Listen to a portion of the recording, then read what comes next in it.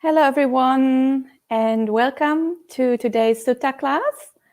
We will start with the Namo Tassa as usual. Feel free to join in if you like. Namo Tassa Bhagavato Arahato Samma Sambuddhassa. Namo Tassa Bhagavato Arahato Samma Sambuddhassa. Namo Tassa Bhagavato Arahato Samma Sambuddhassa. Buddhang Dhammang Sanghang Namasami. So again, welcome everyone to the Sutta class. Today we continue our topic, Skillfully Building Your Dhamma Practice.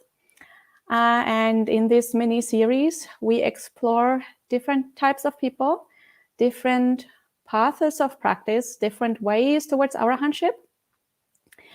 And the reason we are doing this is because people are different, and I hope that you're able to determine which type you are. And so hopefully that will help you to select practices that are helpful for you and to choose the kind of practices that you do skillfully so that your path of Dhamma practice goes a little bit more smoothly, a little bit more easily, and you have less obstacles on the path and there are less frustrations. So your progress will be faster and your progress also will be more enjoyable. And the last 2 weeks, we had looked at different suttas and we have seen people are kind of divided into categories depending on the dominant spiritual faculty that they have. Especially we have seen the faith types, the vipassana types, and the samadhi types. And today we are reading another sutta that looks at a kind of the same types of people, but yet from another angle. So over time, over the weeks, we are building up this kind of knowledge from different angles and adding more details and so that we can get like a more complete picture of the practice. And hopefully that will be an enjoyable little sutta that we are reading today. Last time, a few people commented that their head was spinning because it was so complicated. And it's true, last time was a little bit complex, but hopefully you kind of were able to follow along. This time, it should be a lot easier. And the sutta we are reading today has a lot less complicated ideas. But I think it's still very helpful because it discusses some very concrete practices that people are doing in the various different types. So I hope it's a very practical sutta. And we are reading today the sutta that is called the Asuba Sulta. So Asuba, I think most people will be familiar with the word. Asuba practices. Bhante Sujato translates this as ugly. And this is in the Anguttara Nikaya 4.163. I've given you a link in the live chat if you want to read along. We will be reading from Bhante Sujato's translation. So again, this sutta is called the Asuba Sutta. And of course, people who are a little bit familiar with Pali will know that Subha means beautiful and Asubha means non-beautiful or sometimes ugly, but it's not necessarily like very, very ugly. It could just mean that it's not especially beautiful. And of course, most people will be familiar with Asubha practices, which are usually contemplations on, well, the undesirable nature of the body or other things that are not especially beautiful or a little bit repulsive sometimes even. So this is one kind of practice that we are going to look in a little bit of detail today. And I think we should just start reading the sutta and see where it takes us. And this sutta was given by the Buddha, and the Buddha says, "Mendicants, there are 4 ways of practice." What 4? Painful practice with slow insight. painful practice with swift insight, pleasant practice with slow insight, and pleasant practice with swift insight. So again, we have here 4 types of people, or 4 pathways of practice, 4 ways of making progress towards arahantship. And the first 2 kinds of practice are called painful practice, and the last 2 are called pleasant practice. So obviously they are opposites of each other. And then both of these kinds of practice, you could either have a slow progress towards arahantship, so slow insight, or you could have swift progress, so a fast attainment of the higher stages on the path. And when we look at the Pali text here down, we will see what is translated here as painful practice. In the Pali is called dukkha patipada. So the word dukkha, of course, can mean painful, but it can also mean like unsatisfactory or like difficult or unpleasant. So it's not necessarily a path that is physically painful. As we will see in a minute when this is described in a little bit more detail. But it's important to know that this is not like no kind of Buddhist path actually needs necessarily to be physically painful. So the extreme kinds of asceticism that we see, for example, being described as practices of the Jains or as practices of other non-Buddhist spiritual movements of the Buddha's time, this isn't really something that we find in Buddhism. So don't be misled when here it says painful practice. It's not that we are actually actively inflicting physical pain on ourselves. So that's always kind of unskillful, because creating more dukkha unnecessarily isn't really a skillful way of acting. It's actually an unskillful bodily or verbal or mental action, depending on what we do. So let's not misunderstand this painful practice as something that is actually physically painful. But it will be described in more detail in a minute. So let's just read on and see what the Buddha says here. And he says, and what's the painful practice with slow insight? It's when a mendicant meditates observing the ugliness of the body, perceives the repulsiveness of food, perceives dissatisfaction with the whole world, observes the impermanence of all conditions, and has well established the perception of their own death. They rely on these 5 powers of a trainee: faith, conscience, prudence, energy, and wisdom. But these 5 faculties manifest in them weakly: faith, energy, mindfulness, immersion, and wisdom. Because of this, they only slowly attain the conditions for ending the defilements in the present life. This is called the painful practice with slow insight. And what is the painful practice with swift insight?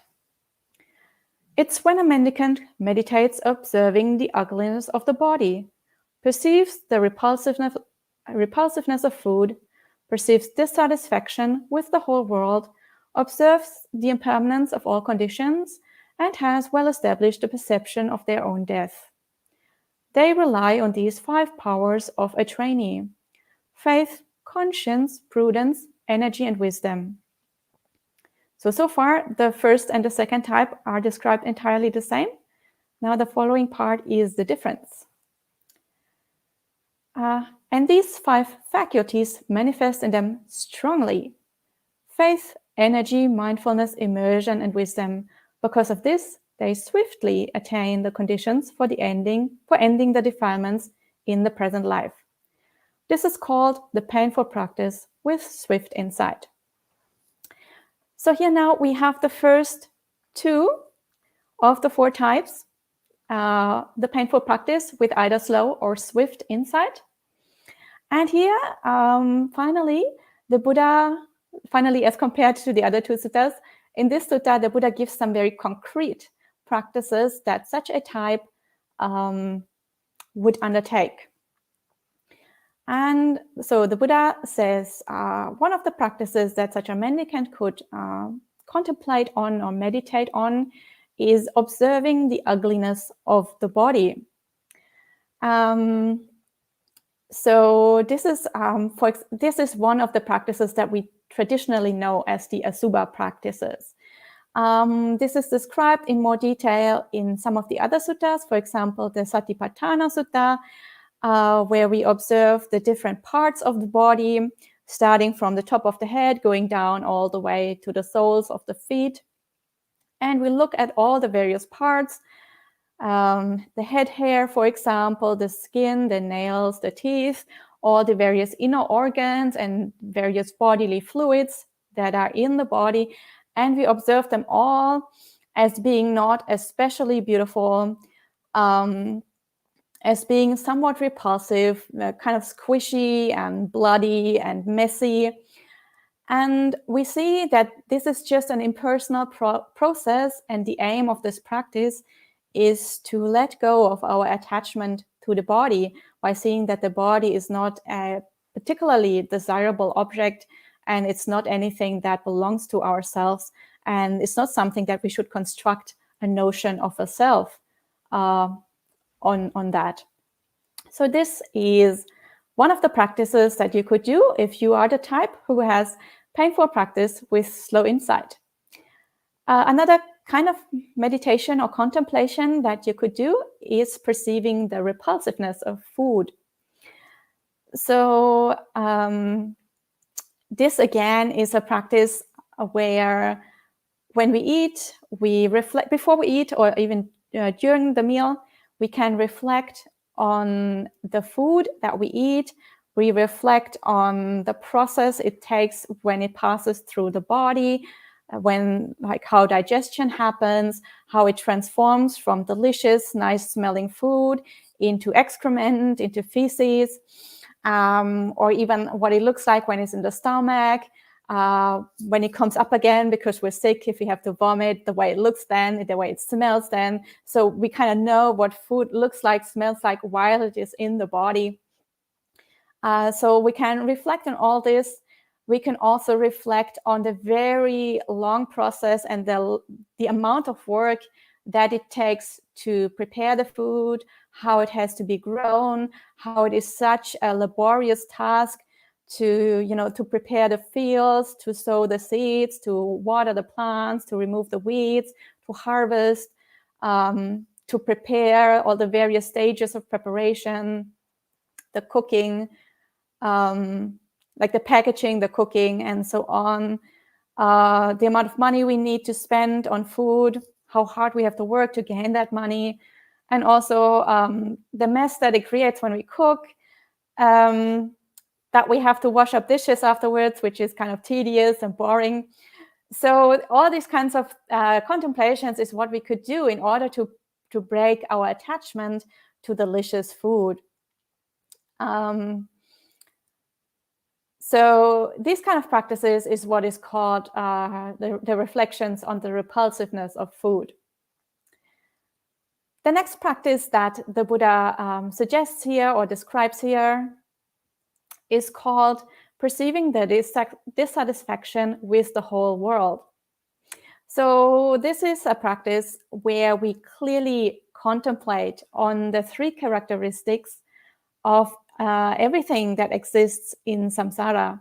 So anicca, dukkha, anatta, or impermanence, unsatisfactoriness, and the impersonal nature or non-self.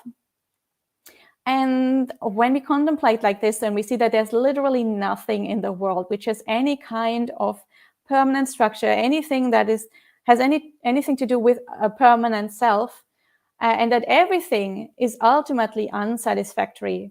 Even things that on the surface appear like beautiful or desirable to us, eventually we have to let them go, either because the thing or even the person breaks or disappears or dies, or because we ourselves die, and when we die, then we cannot take anything with us, so we have to leave everything behind. So ultimately, nothing in the world is worth clinging to.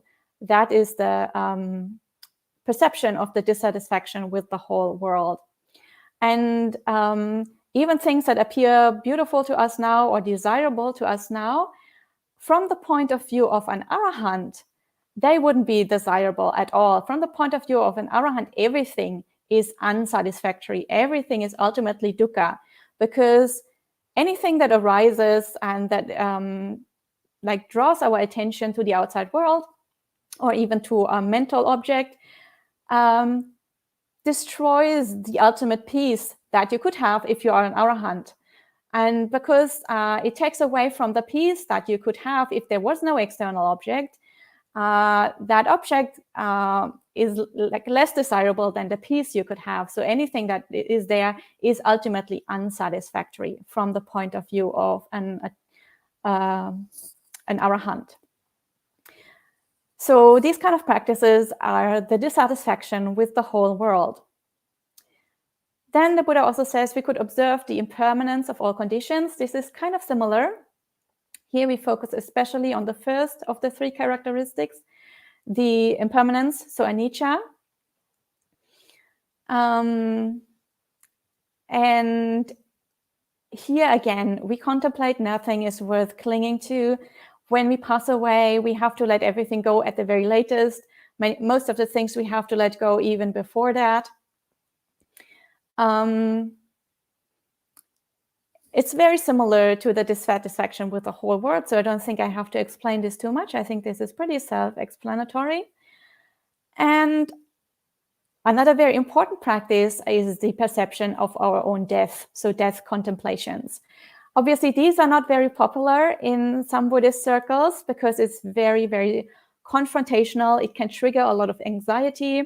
It can be very unpleasant to think of our own death because it's tied up with a lot of fear. And it's also tied up with having to let go of the people and the things that we like. We have to separate from our loved ones. That can be very difficult to imagine. So that is why these kind of practices are called the painful practices, or the dukkha patipada. And as we see, they are not physically painful, but they are mentally unpleasant because we have to focus so much on undesirable aspects of our experience. So all of these practices are done in order to break our attachments to the material world or even to mental objects. And for that reason, we have to counteract all this attachment. And so we have to focus primarily on undesirable aspects of our life in samsara and of our experience.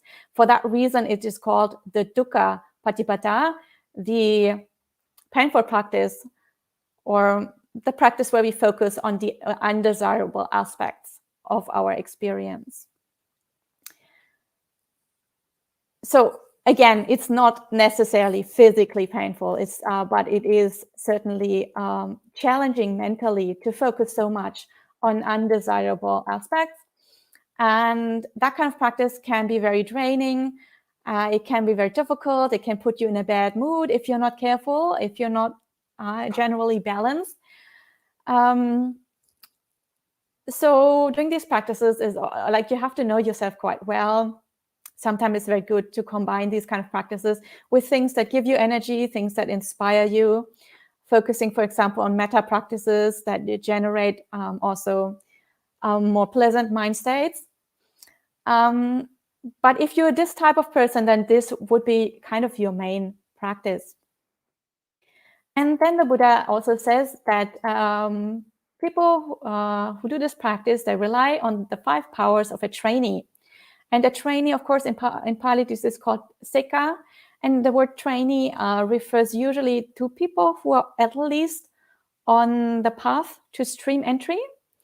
So the noble persons, the 8 kinds of noble persons, at least on the path to stream entry all the way up to arahantship.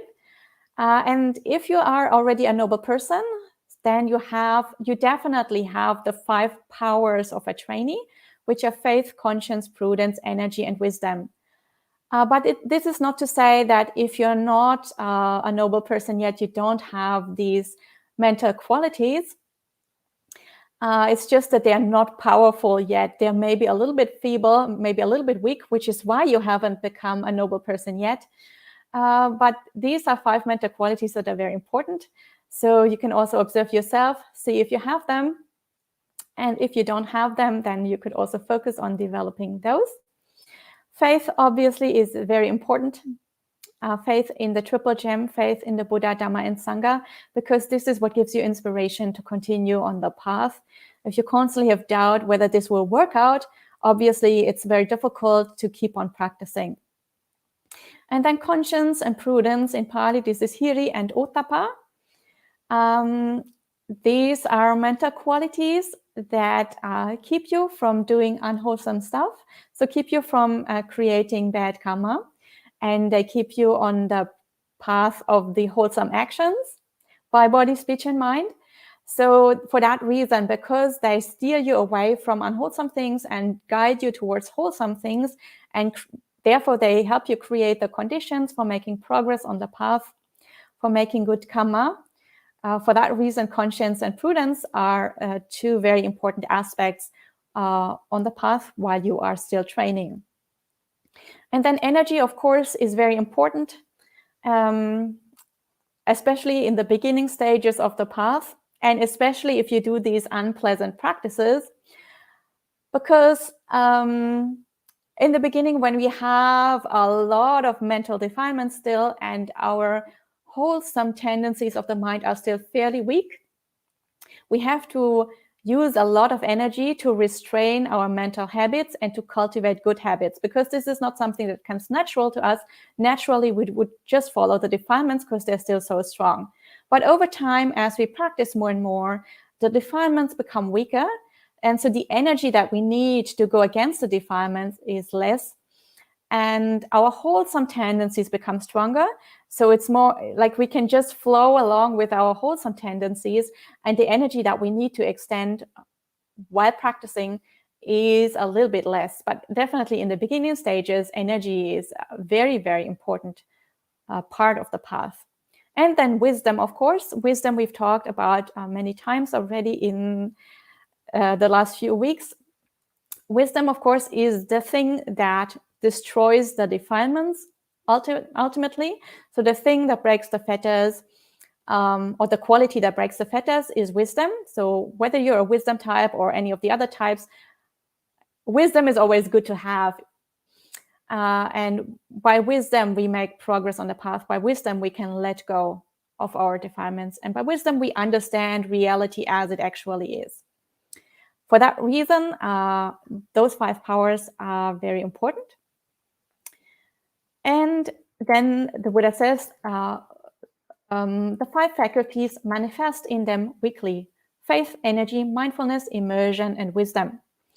So these are obviously the 5 spiritual faculties which we have encountered many times before. And now this part of the sutta is the defining factor of the first type of person, so the painful practice with slow insight. And they have slow insight because these 5 spiritual faculties are not developed very strongly. They are quite weak. So the progress they can make on the path is also quite weak. And we have seen last time already that different people have different types of dominant faculties. Some people have the faith faculty as the dominant faculty. Some have immersion, so samadhi, as the dominant faculty, and some have wisdom.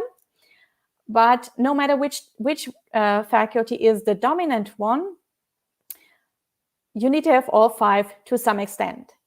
So even if you say you're a samadhi type, you still need to have some faith, and you still need to have some wisdom. And of course, you need to have some energy and some mindfulness as well. So, but if those faculties are weak, then your progress will be very slow. That is what the Buddha says here.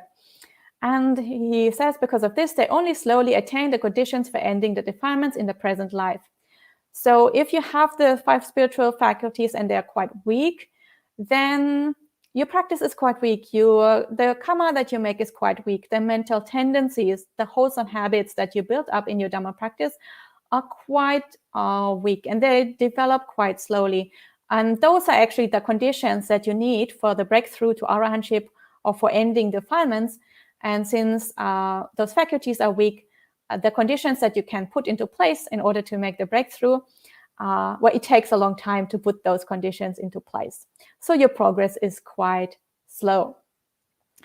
And then the second type is very similar to the first type. They do exactly the same practices, observing the ugliness of the body, perceiving the repulsiveness of food, perceiving dissatisfaction with the whole world, observing impermanence of all conditions, and well establishing the perception of their own death.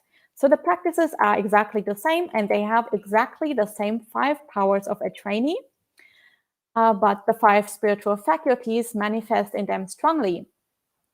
And because those 5 spiritual faculties are strong, they can make a lot of good karma in a short time. They can create a lot of good mental habits in a short time. So the conditions for the breakthrough to the higher stages of the path come together much faster than for the other type. So that is why they are called the painful practice with swift insight.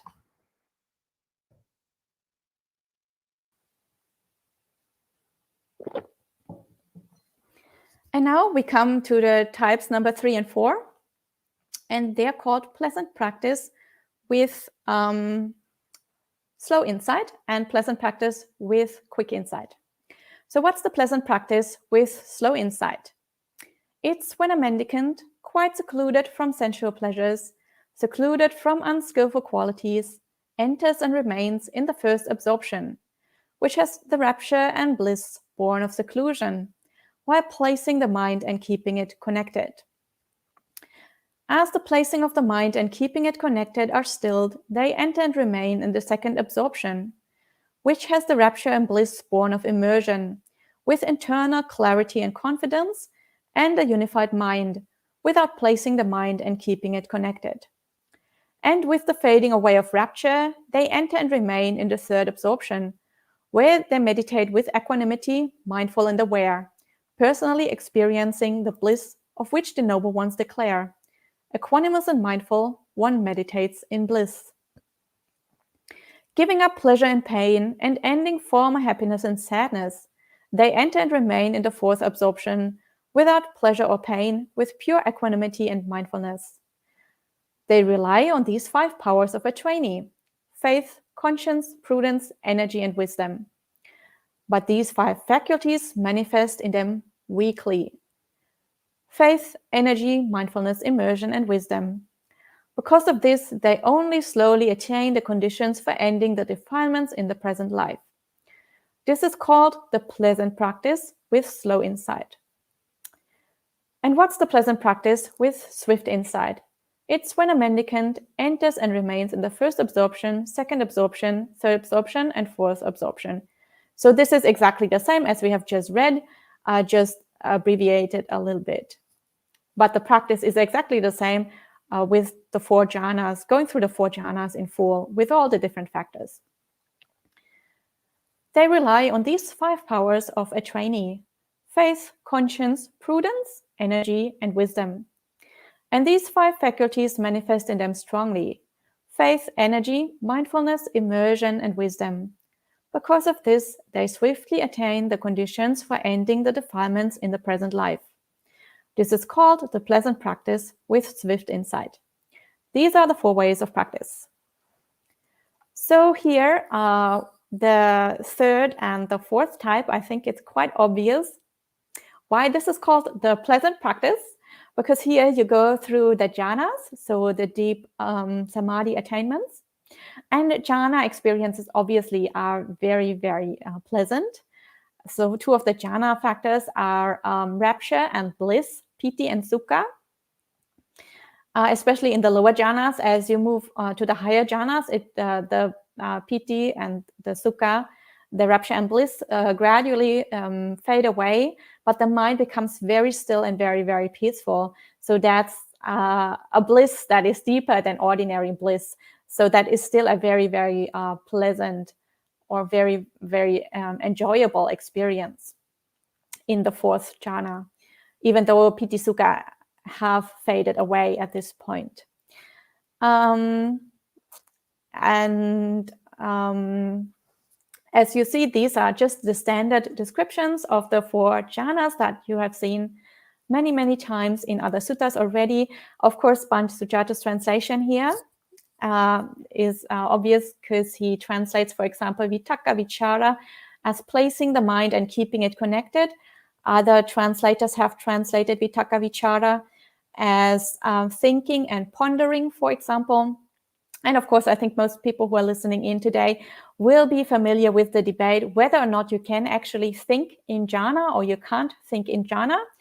So I don't want to go into this today because we have a different focus today. Maybe we can have another sutta at some point and discuss about jhana states in a little bit more detail.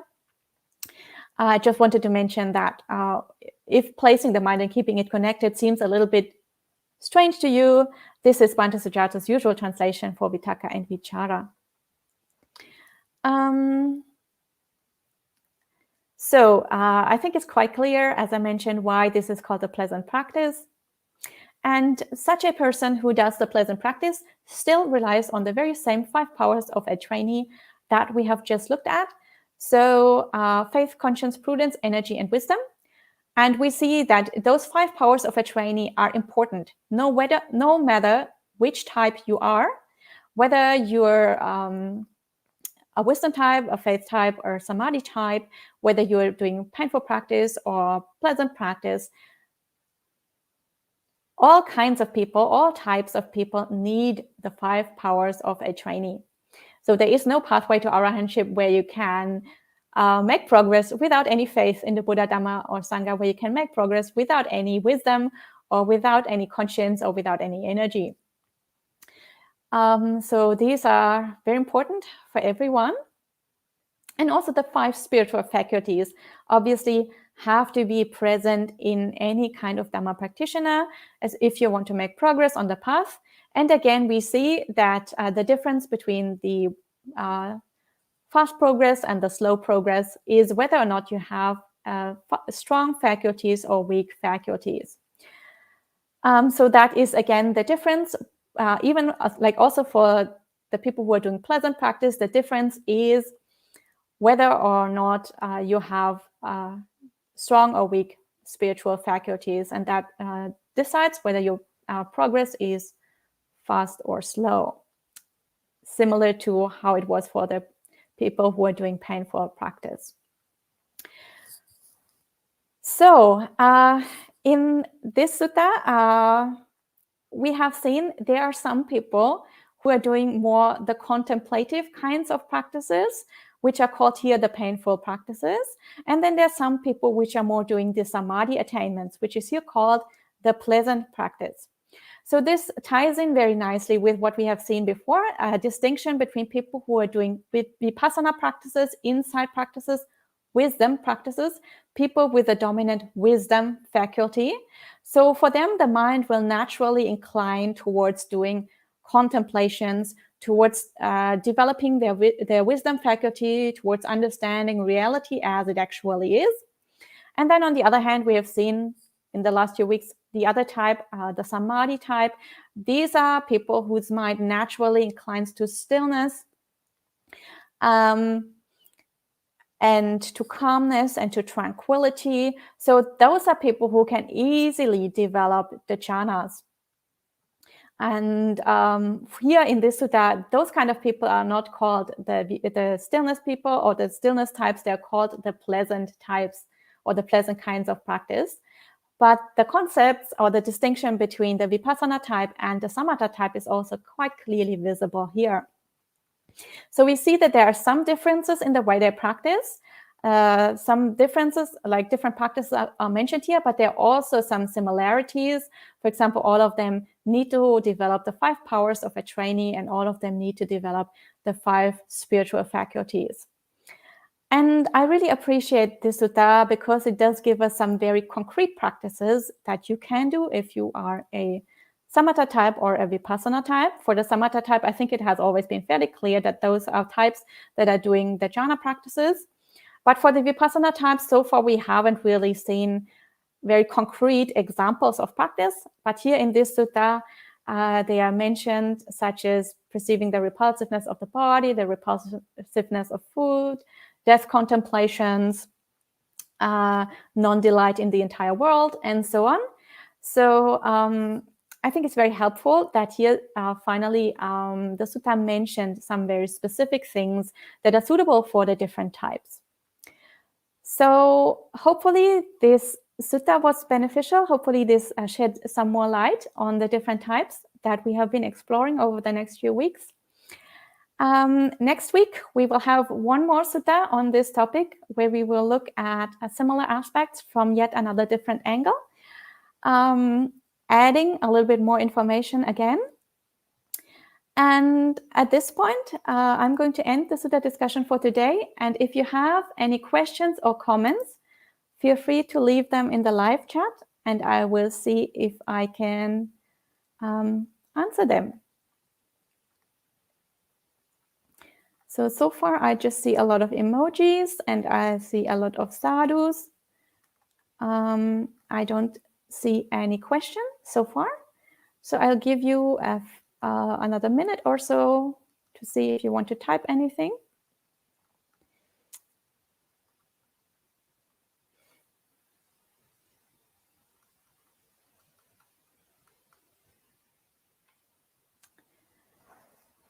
So while we wait, I can let you know I just moved to a new place yesterday.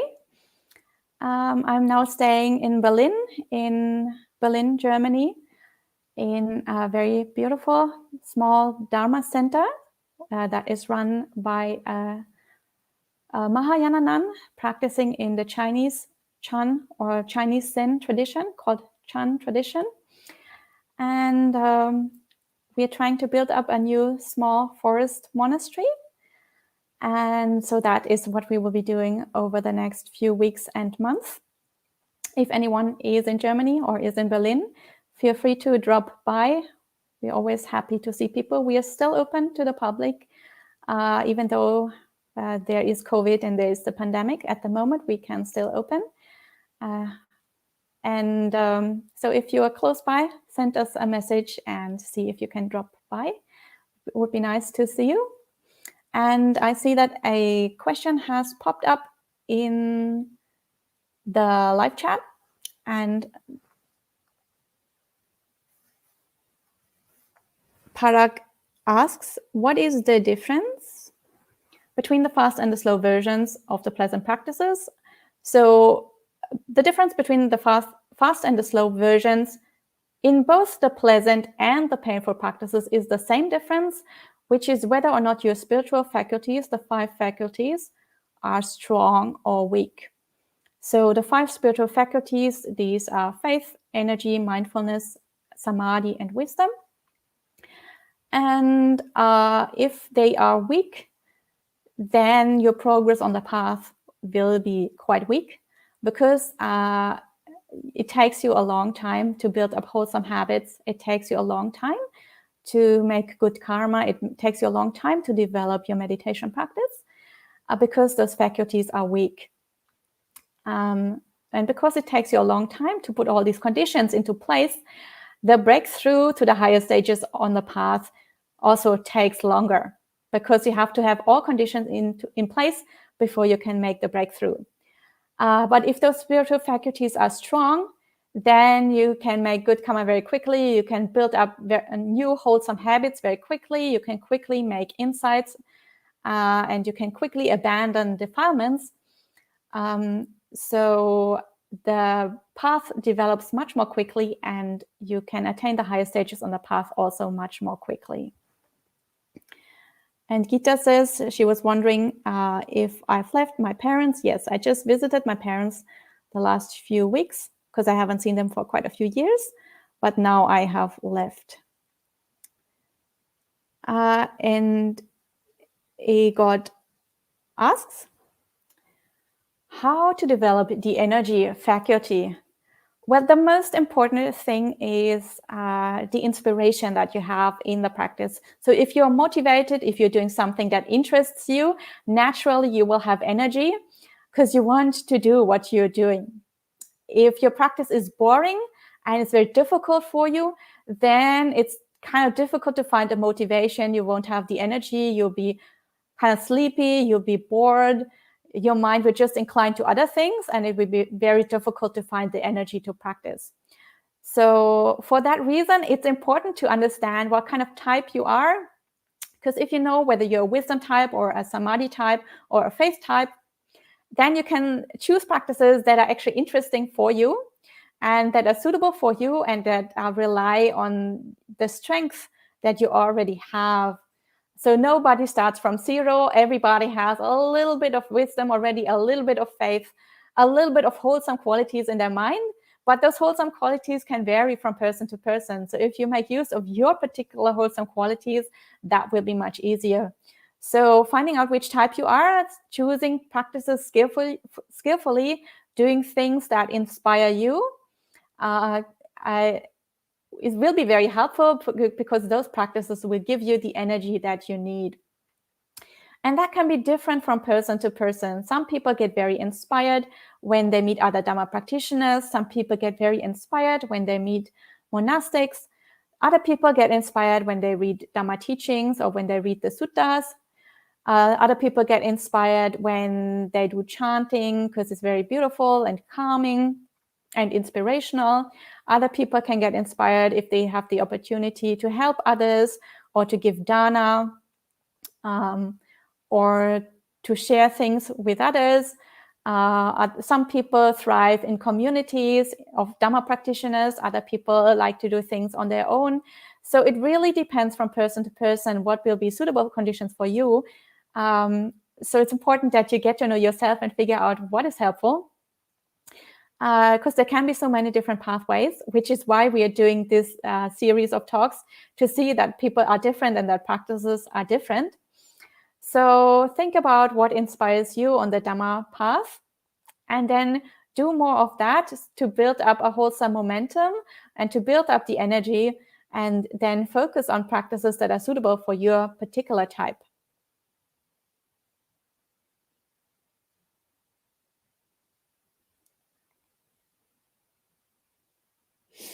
And Sui has a question that is a little bit taking us away from this sutta. So these kind of questions are actually better for monk chat.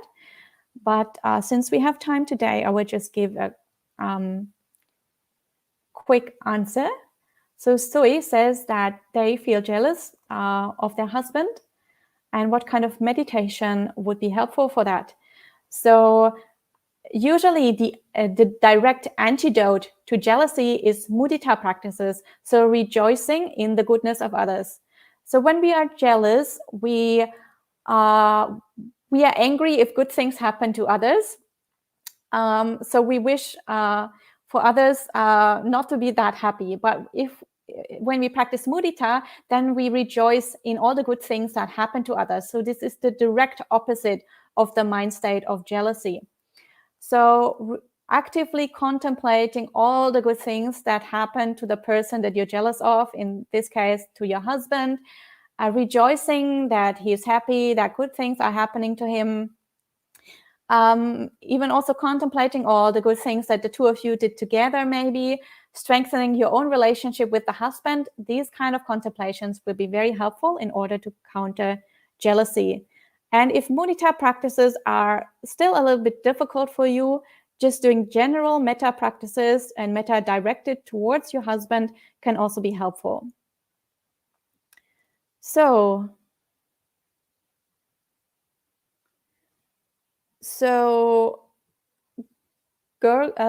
P. Gurgle Sigrillo asks, recently I've received the advice to read the suttas for inspiration instead of information.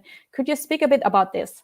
Well, it depends very much which type of person you are. If you are the faith type, or even maybe the samadhi type to a lesser extent, but especially the faith type, then reading suttas for inspiration is exactly the right thing to do, because inspiration and faith are very closely linked together. And strengthening your dominant faculty, so the faith faculty, will be very, very helpful for you on the path. So reading suttas for inspiration is very helpful.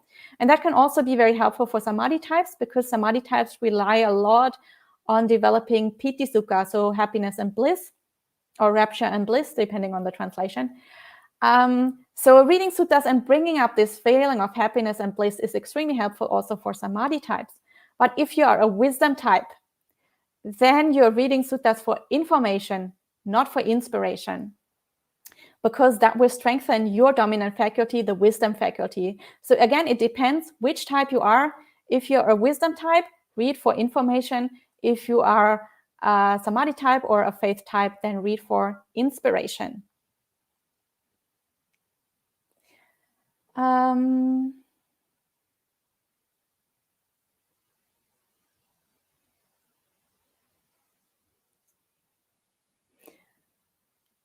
And Aum asks, please share your practice in relation to this sutta. So before I share my practice, the first thing to remember is that the whole premise of this series of talks is that everybody is different, and that comparing yourself to others is not that helpful, because it's very likely that they are a different type and that they have different mental qualities, both wholesome and unwholesome different qualities. So you have to really make this path your own. Of course, if other people share their stories, that can be inspirational. That can also give you some food for thought, things that you could incorporate into your own practice. But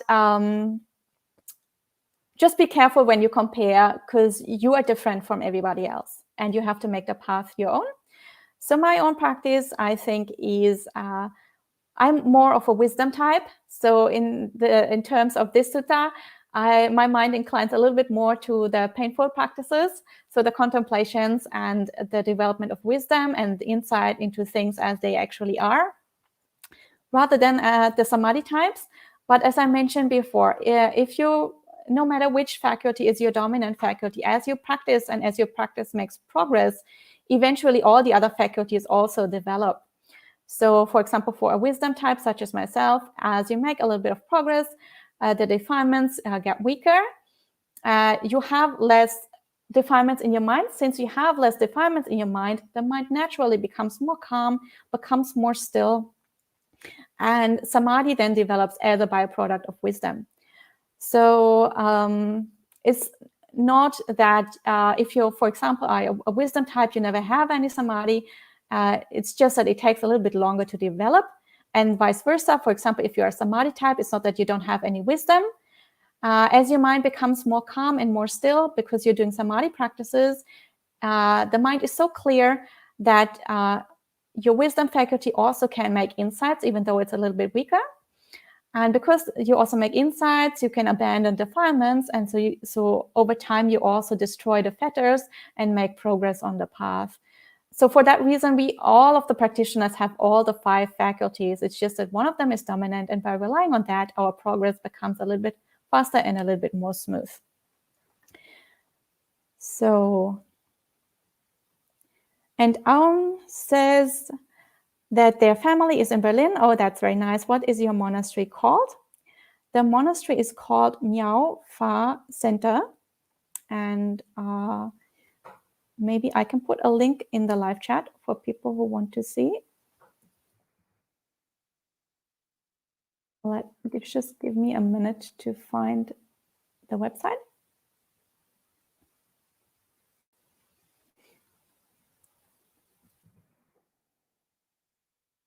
So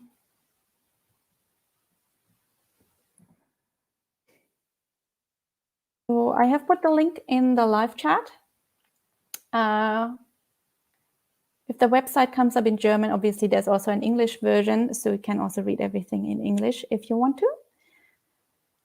And Piyal and Indira Valpola ask, does pleasant practice happen only with awareness release? So pleasant practice is a whole practice path from the beginning to the end. So awareness release obviously is a very high state that you develop only towards the very end of the path. But the pleasant practice can happen all the way. So for some people, samadhi practices are not that difficult. Some people actually have access to samadhi states relatively early on in the path already. So you can have jhana states already, but you don't have awareness release yet. And Rampal asks how to concentrate on studies. Well, you concentrate on studies just the same way that you concentrate on anything else, by taking an interest and then focusing your mind on that. And if you're inspired by a certain topic, then it's quite easy to focus on that and to concentrate on that. But if you think the topic is boring, then obviously your mind doesn't incline there and you will not be able to actually concentrate on anything. So it's important that you find parts of Buddhist practice that are inspiring to you, that interest you, or where you can find the motivation fairly easily to practice in that way. And as your practice makes progress, you will see that naturally your interest in the practice increases, because you see that you have all the benefits from the practice.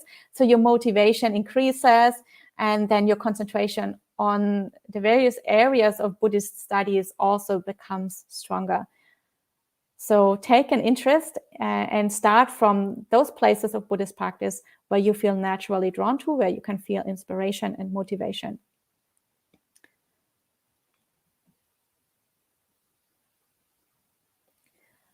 And Sut asks, should we stick to one type of meditation, such as mindfulness of the body, versus mix and match? Breath and loving kindness and Buddhanussati, etc. What if one of the types of meditation is easier? So this is something we will discuss in a lot of detail next time, but I will give a brief answer today. So first of all, if you need to find out, are you a wisdom type, are you a samadhi type, or are you a faith type? Then practice the kind of meditation that is suitable for your type.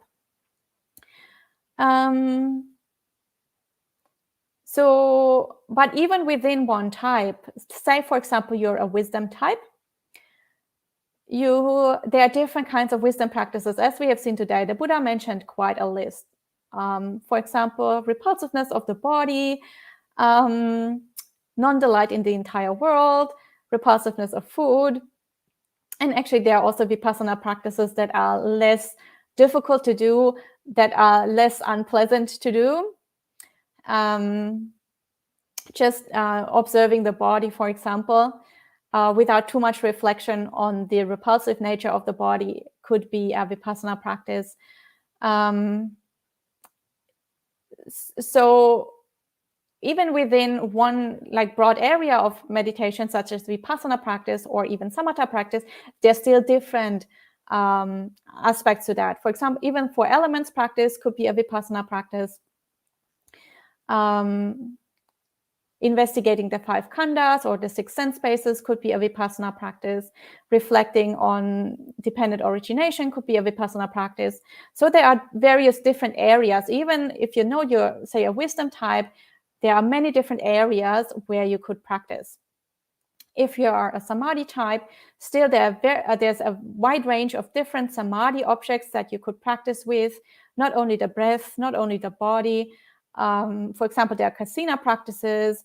There's just a very wide range of different samadhi objects. Even metta meditation is a samadhi object if you use it that way. So it's just a very wide range of practices that you could do.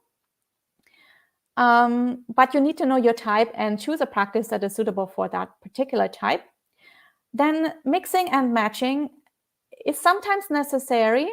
So this is something we'll discuss a lot next week. But briefly speaking, even if you generally say a wisdom type or you're generally a samadhi type, the mind changes every day. And on some days, say you're a wisdom type, but on some days you just feel very agitated.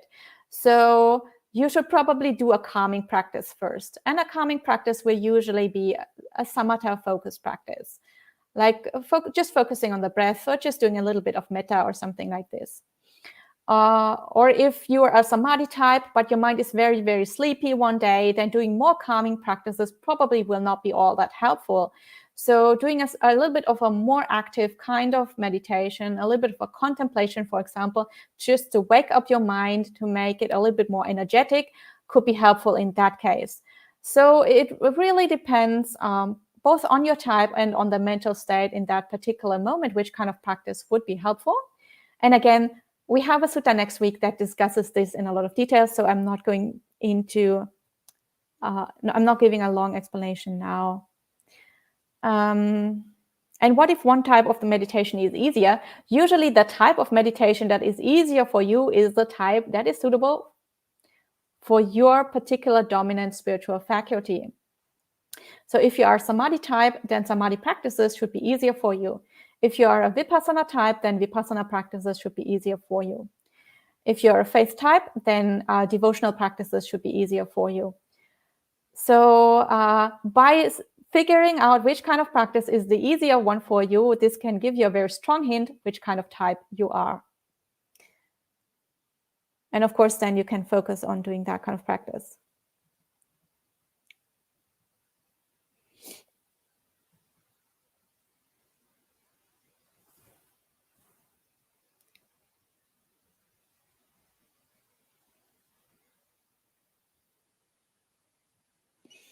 And Pial and Indira ask, can you say wisdom practice leads to discernment release, whereas samadhi practice leads to awareness release? In some way, I guess you could say that. Yeah, I think you could potentially say that. And